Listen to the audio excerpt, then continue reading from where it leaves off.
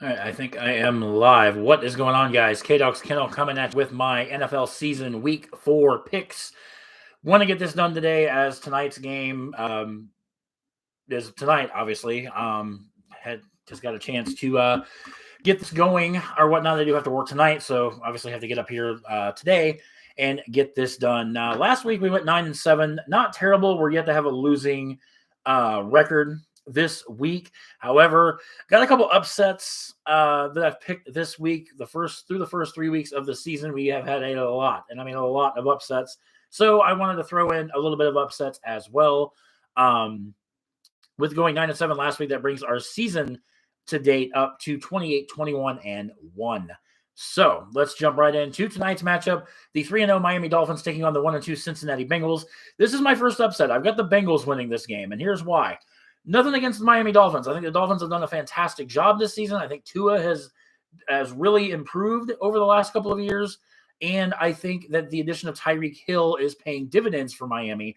However, Miami is not going to go undefeated this year. They're just not. Don't get me wrong. Miami is a great team. Miami's going to be in the playoffs this year. Cincinnati won last week. Now, granted, they beat the New York Football Jets.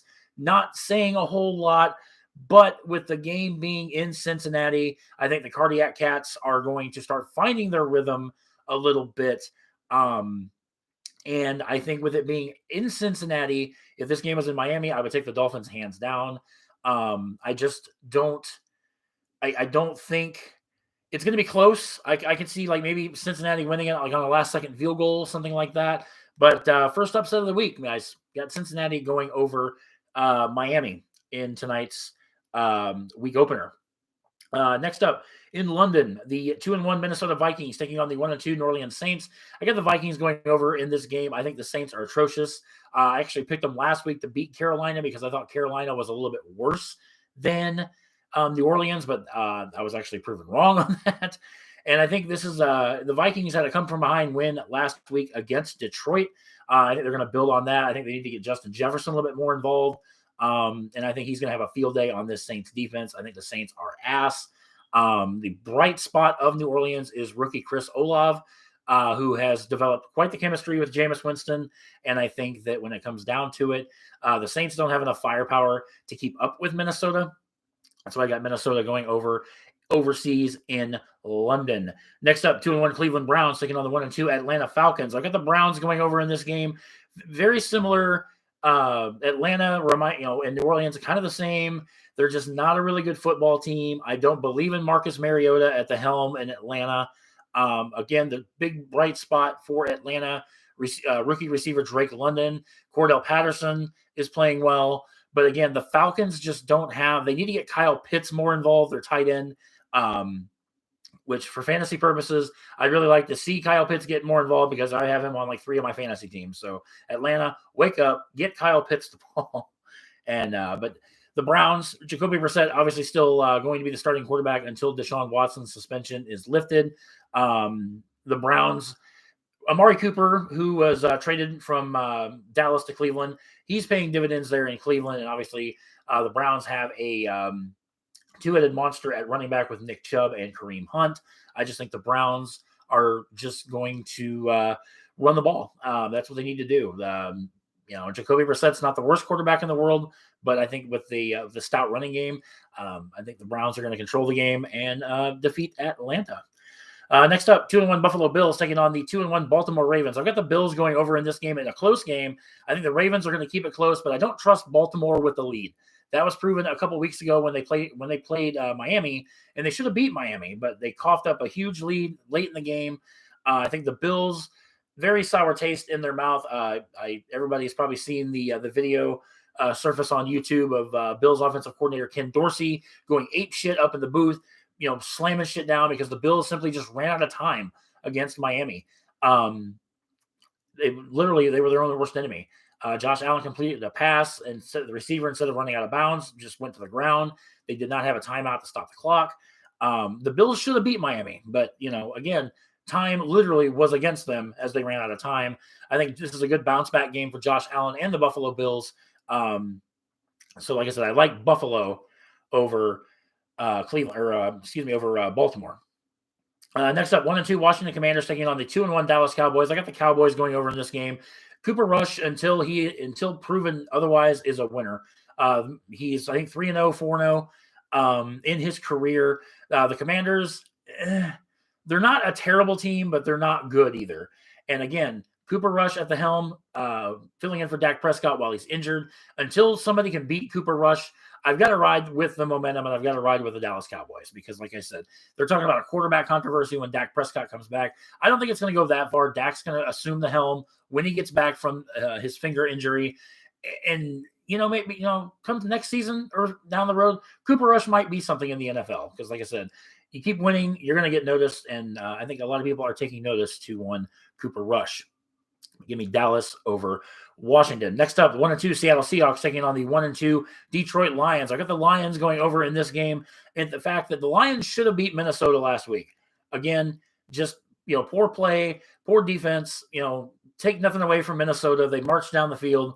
But I like Detroit. I like what head coach Dan Campbell has done in Detroit because he's got those guys believing they can win. He's got those guys playing well. And like I said, they lost them to Minnesota in the closing moments of last week's game. They kept it close throughout. And the fact of the matter is Seattle is just not that good.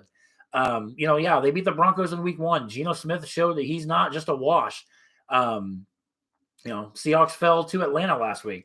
That's kind of a blemish on how I see them. I thought they were going to beat Atlanta fairly well, but they ended up losing. So give me Detroit.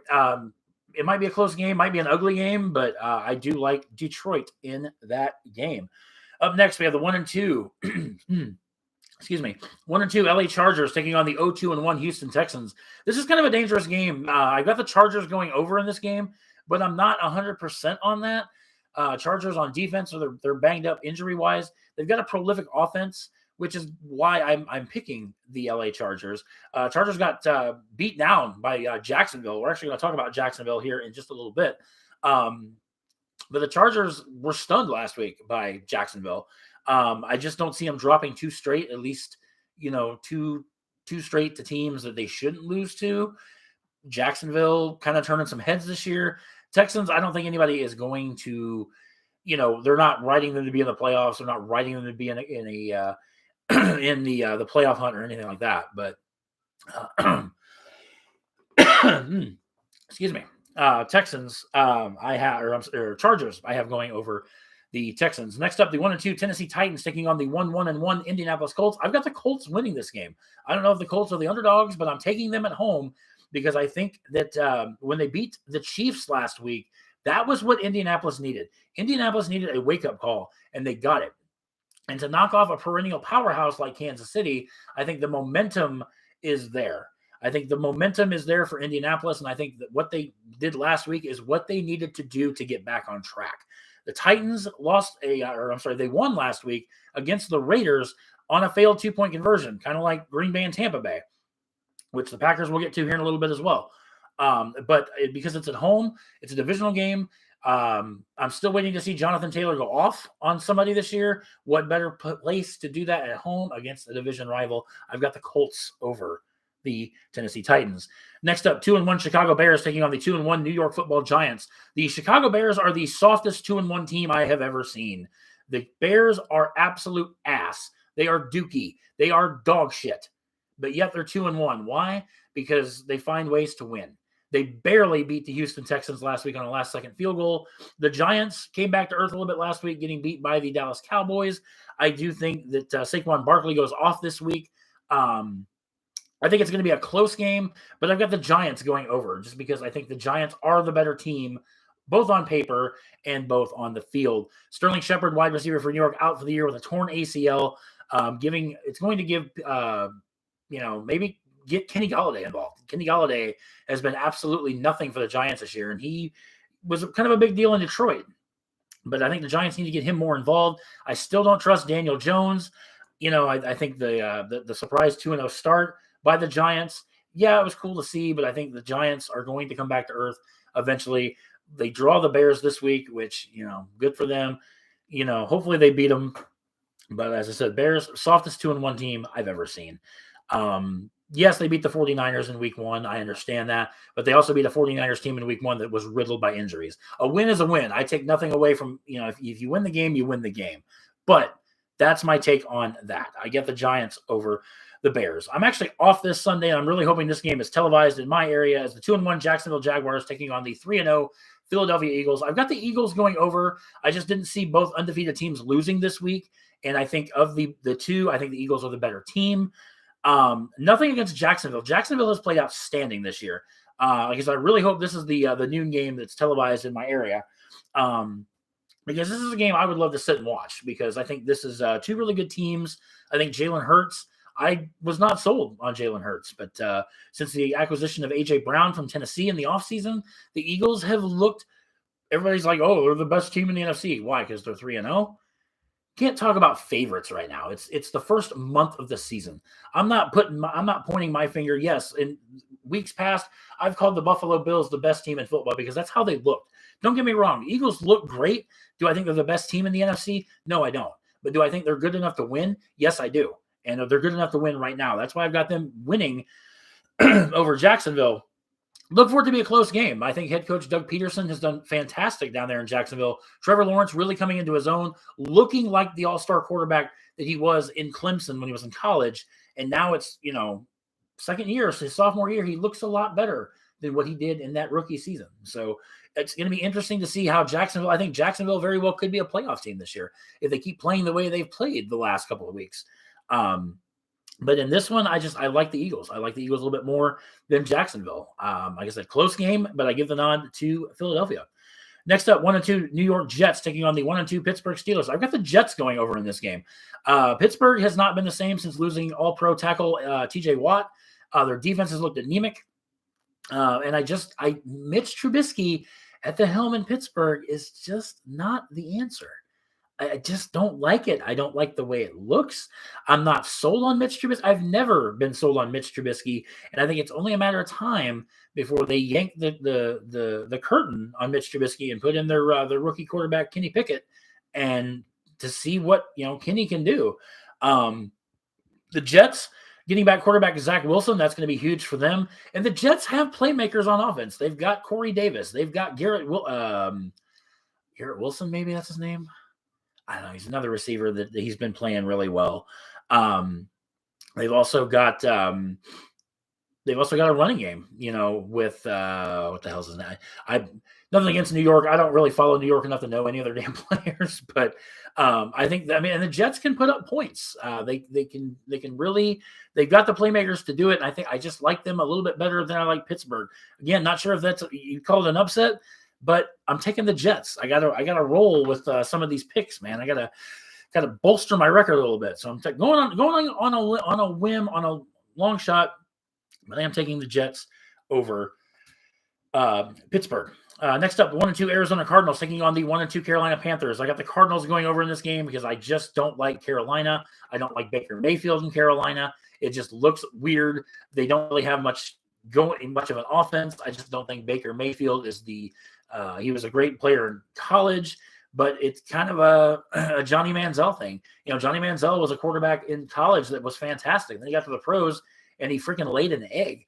Now I think he plays for the CFL now. So I don't think that's going to be the case with Baker. Baker's still going to be in the NFL, but I just don't think Baker Mayfield is a perennial all-pro quarterback.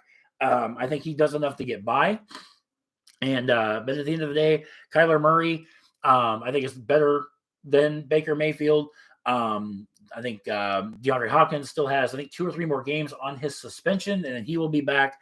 But I think the Cardinals can do enough in this game to eke out a win over Carolina. Next up, 1-2 New England Patriots taking on the 2-1 Green Bay Packers. I've got the Packers going over in this game. The Packers shocked a lot of people by beating Tampa Bay last week, 14-12 on the broken up 2-point conversion. And here's the thing about Green Bay. Green Bay's defense is coming to life, which is great to see. That final drive against Tampa Bay, I'm screaming at my television because it's like, you guys play so well throughout everything, and then all of a sudden here in the last minute of the game, you guys are allowing all these big-time plays, allowing Tampa Bay to drive for that final touchdown. But at the end of the day, Green Bay has got to find an offense. Devontae Adams, obviously not there anymore. Romeo Dubes stepped up huge, the rookie receiver last week. I think he has the potential to take over that number 1 slot in Green Bay. He does enough. He gets open. He makes plays, and he's been clutch. We can just get Christian Watson on that same play. I think he was out with a quadriceps injury last week. I think he's good to go for this week. I haven't seen anything on the injury report. Patriots, quarterback Mac Jones going to be out for this game with a high ankle sprain. I believe Brian Hoyer is their backup. He's a journeyman. He's been all over the league. I just don't think that New England is going to have enough to do against Green Bay. I think it's going to be a low-scoring affair because, again, Green Bay's offense, it's anemic. It's not really doing anything. But their defense is what's trying to keep them in. I keep seeing shit on TV about, the Packers can't beat a team unless they're beat up. Whatever. A win is a win. Yes, Tampa Bay was very banged up last week. And yes, I do attribute Green Bay's win to the fact that Tampa Bay was so hindered on both sides of the ball with injuries. But the bottom line is a win's a win. And when it comes to playoff seeding at the end of the season, that Green Bay win over Tampa Bay may very well come into play. Not like it's going to matter, because if the Packers and Buccaneers cross in the playoffs, the Buccaneers are going to beat the shit out of them. Why? Because that's what happens every fucking year. So is it great to get a win over Tampa in the regular season? Hell yeah, it is. Because you know what? We're 2-1. We're tied with Minnesota for the division lead. However, regular season don't mean nothing when it gets to the playoffs. And I guarantee you, the Packers see the Buccaneers again in the playoffs, it's going to be Tampa Bay going over on Green Bay. I have no doubt about that. But I have the Packers over the Patriots. Next up, 2-1 Denver Broncos taking on the 0-3 Las Vegas Raiders. The Raiders are the only 0-3 team in the league. I have the Raiders going over in this game. The Raiders are not going to be winless all year. Again, what better way to get your first win than at home against a division rival? Russell Wilson and the Broncos have not been stellar on offense. And to be frank, I'm not sold on Denver right now. I like the other 3 teams in the division a lot more than I like Denver at this particular point in time. That's why I've got the Raiders going over. Derek Carr, Devontae Adams needs to stay. They got to get Devontae more involved. They got to get Josh Jacobs more involved. The Raiders. It's not that they're a bad team. It's just they're getting bad breaks. And you know what? It's one of those things. They've got to right that ship. They have to do more on both sides of the ball. They're not going to go winless. That's why I've got the Vegas Raiders in an upset over Denver. Sunday Night Football. 2-1 Kansas City Chiefs taking on the 2-1 Tampa Bay Buccaneers. It's supposed to be played in Tampa Bay, but with the ongoing Hurricane Ian going on right now, the game may end up getting relocated. I got the Chiefs going over because, again, Tampa Bay riddled by injuries right now. Julio Jones is out. Mike Evans was also suspended in that game against the Packers. I think had Mike Evans been in that game, that had been a much different ball game. But the Chiefs, this is their first meeting since Super Bowl 55 that the Buccaneers drubbed them. I think Kansas City's out for revenge. Again, not sure if it's an upset pick, but I'm taking the Chiefs over the Buccaneers. Lastly, Monday Night Football, the 2-1 LA Rams taking on the 1-2 49ers, San Francisco 49ers. I got the Rams going over, which I'm not too confident about that because the 49ers seem to play the Rams tough in the regular season. Again, not sure what it is about the regular season versus the playoffs, but the 49ers tend to play the Rams well in the regular season. And I don't know. I don't know. I'm kind of rolling the dice, and I'm going to take the Rams. So not much else to say about that. We're going to recap. I got the Bengals over the Dolphins. I have the Vikings over the Saints, the Browns over the Falcons, the Bills over the Ravens, Cowboys over the Commanders, Lions over the Seahawks, Chargers over the Texans, Colts over the Titans, Giants over the Bears, Eagles over the Jaguars, Jets over the Steelers, Cardinals over the Panthers, Packers over the Patriots, Raiders over the Broncos, Chiefs over the Buccaneers, and the Rams over the San Francisco 49ers. So there you go, guys. Week 4 in the books. There you have it. We will recap next week and see how we did. Like I said, it took, I think, 3 upsets, maybe 4. We'll see how that plays out. That's either going to go A-okay for me or we may have our first losing record. But you know what? The way upsets have been in the NFL season this year, we're bound to see more here in week 4. So whether I've got the right ones or not, we'll find out after this weekend. So let me know what you guys think in the comments. Make sure you guys subscribe to the channel if you've not done so already. Give this video a thumbs up if you would too as well. It does help the channel grow. And we'll catch you guys in the next video.